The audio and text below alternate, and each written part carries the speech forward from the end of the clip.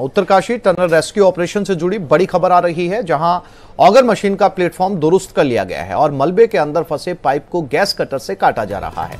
अगर सब कुछ ठीक रहा तो पाइप को आगे बढ़ाने का काम शुरू होगा। बता दें, रात को पाइप को पुश करते समय ऑगर मशीन का प्लेटफॉर्म क्षतिग्रस्त हो गया था। मशीन के प्लेटफॉर्म को रिपेयर करने के बाद कंपन रोकने के लिए मशीन को ड्रिल करके बांधा गया है।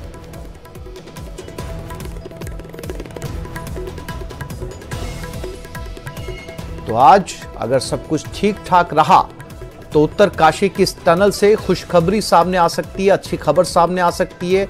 तमाम मजदूरों को आज बाहर निकाला जा सकता है क्योंकि एक ऑगर मशीन लगाई गई है और ये बहुत मुश्किल काम है, जिसकी वजह से फूंक फूंक कर यहां पर कदम रखा जा रहा है ताकि किसी भी तरीके से मजदूरों को किसी तरह की कोई हानि ना हो।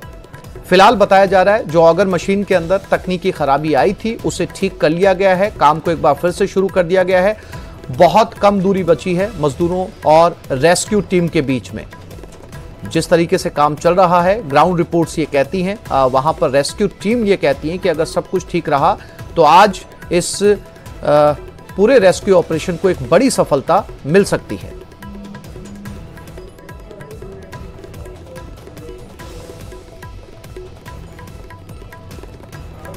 और न्यूज 18 से भास्कर खुलवे की एक्सक्लूसिव बातचीत। अगले 10 से 12 घंटे में मजदूर सकुशल बाहर आ सकते हैं। अब आगे कोई दिक्कत नहीं है। ऑगर मशीन से पाइपों को सेट करने की प्रक्रिया शुरू कर दी गई है। दिक्कतें कोई नहीं है, जो दिक्कतें आई थी उनको दूर करने की पूरी कोशिश चल रही है। उसके 2 हिस्से अभी कंप्लीट हो चुके हैं, तीसरा हिस्सा भी मैं उम्मीद करता हूं अगले घंटे में कंप्लीट हो जाएगा। ऑगर मशीन को लेकर के उसके प्लेटफॉर्म को लेकर के बात थी कि उसका प्लेटफॉर्म गड़बड़ा गया था, क्या पूरी तरह से तैयार कर लिया गया है? बिल्कुल तैयार कर लिया गया है और सुचारू रूप से काम कर रहा है। उसका प्रमाण यही है कि उसको चला करके ऑगर को वापस खींचा गया है। उसी के बाद ही आदमियों को अंदर भेज करके काटने का काम, पाइप काटने का काम चल रहा है। अभी कितनी दूरी और है? कोई लोग 10 मीटर कह रहे हैं, कुछ 12 मीटर कह रहे हैं। कितने पाइप डाले जाने हैं अभी, जरा आप बताइए। नहीं, हम कल की ही फिगर लेकर के अगर चले 60 मीटर और पाइप काटने से अगर हमारी लेंथ कम हो जाती है, हम 46 मीटर पर पहुंच गए हैं, तो 14 मीटर हमें और पाना है।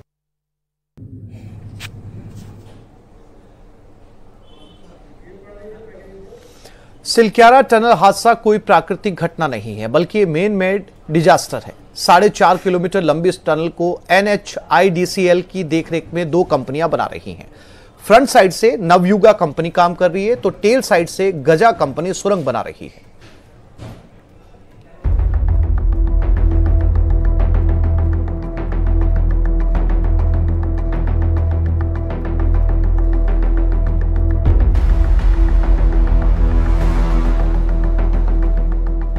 उत्तरकाशी के सिलक्यारा में फ्रंट साइड से 2340 मीटर और टेल साइड से 1700 मीटर लंबी सुरंग काटी जा चुकी है।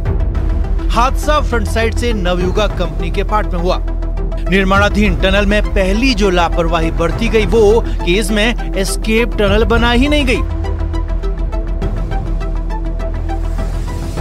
टनल के जिस 60 मीटर हिस्से में लूज पॉल हुआ, उस हिस्से में लाइनिंग का काम नहीं हुआ था। इस हिस्से में कई दिन से पानी की लीकेज हो रही थी, मिट्टी गिर रही थी, लेकिन कंपनी ने ध्यान नहीं दिया। और यही नहीं, पूरी टनल में कहीं भी बाईपास टनल नहीं बनाई गई थी।